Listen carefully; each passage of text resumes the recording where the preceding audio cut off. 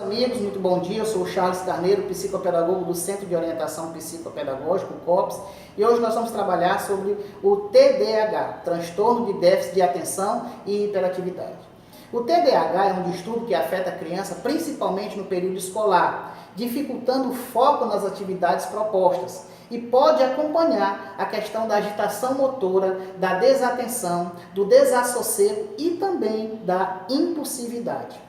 O TDAH ele pode ser classificado em 3 tipos. O primeiro tipo é o que nós chamamos do transtorno de déficit de atenção e hiperatividade, que predominam, vejam bem, a questão da desatenção. Pessoas que possuem esse primeiro tipo, essa primeira classificação do TDAH, são pessoas que apresentam maior dificuldade em concentração, organização e de seguir instruções. São pessoas que se distraem muito fácil e se esquecem até mesmo onde colocam alguns objetos. Então vejam só. O segundo tipo é o TDAH que predomina a hiperatividade e a impulsividade. Esse segundo tipo de TDAH é caracterizado por pessoas que apresentam a questão da inquietude e até mesmo do falar muito. Dificilmente, pessoas que possuem essa segunda classificação de TDAH conseguem participar de atividades ditas tranquilas. São pessoas impacientes, são pessoas que se precipitam para falar e muitas vezes tomam atitudes impensáveis, ou seja, agem sem pensar.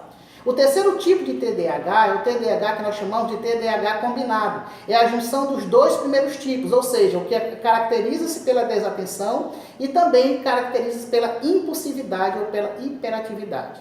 E em relação ao tratamento? Bem, o tratamento ele vai de acordo com a necessidade e o grau de cada paciente. Mas basicamente ele consiste em psicoterapias e em medicamentos.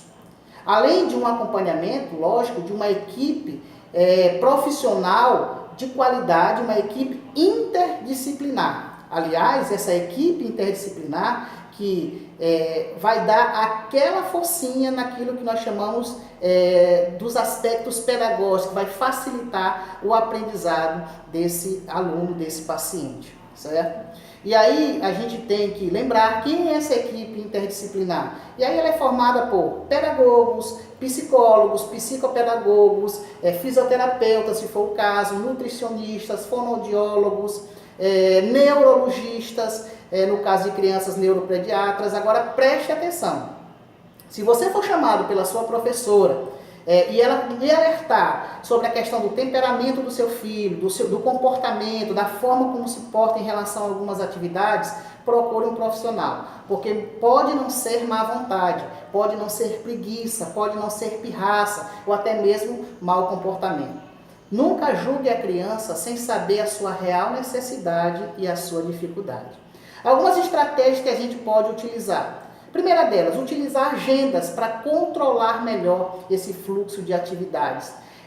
Principalmente, lugar fixo para guardar objetos. E perto desses lugares você pode colocar lembretes fixados em locais estratégicos, na qual essa criança, esse adolescente passa com frequência. Ou até mesmo utilizar quadro de avisos. Confecções de listas de tarefas diárias, semanais e até mesmo mensais ajudam muito. Em relação a como trabalhar na parte lúdica, a gente pode perceber a questão da utilização dos jogos de memória, principalmente aqueles jogos com regras, a questão das pinturas, do colorir. O quebra-cabeça, por exemplo, é muito importante para trabalhar a questão do pensamento lógico. Os jogos de adivinhações trabalham a atenção, aquela brincadeira do morto-vivo que vai trabalhar a concentração, montagem de blocos lógicos, vai trabalhar esse controle dos impulsos. E também, principalmente aqui uma dica muito especial, trabalhar em lugares abertos, principalmente fora de casa. Agora atenção, nem toda criança impulsiva, agitada e desatenta, ela tem TDAH. Por isso, quando alguém lhe informar, o professor, alguém que lida direto com o seu filho também, fizer algum questionamento sobre essa questão, procure um especialista.